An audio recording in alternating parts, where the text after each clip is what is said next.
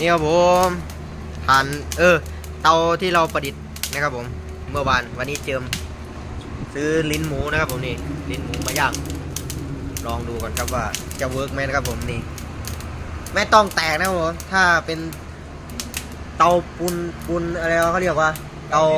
ดินเผาอ่ะมันจะแตกเลยแต่อันนี้ไม่มีแตกใช้ได้ไม่หนักด้วยได้หรอยกไปไหนมาไหนได้ยกเกมยกโชว์ดินี่สบายเลยครับผมโอ้เจมถ้าสมมุติว่าต้นทุนเท่าไหร่นี่เราทำขายมันอันเท่าไหร่นี่เวิร์กไหมเจ้าว่าต้นทุนประมาณ70 บาททำขายประมาณ150เตาเขาขายเท่าไหร่ประมาณนี้เลยนะครับผมเตาไทยประดิษฐ์ที่ไต้หวันฝากกดติดตามด้วยนะครับผมตอนแรกว่าจะปาดตัวนี้ลงไม่ได้ใส่หม้อใส่อะไรก็เลยไม่ได้ปาดนะครับผมนี่ฐานติดดีนะครับผมแป๊บเดียวติดเลยนะครับผมมีลิ้นข้างล่างไว้เขี่ยขี้เถ้ามันออกด้วยนะครับผมประมาณนี้ครับผมแรงงานไทยในฝันเยี่ยม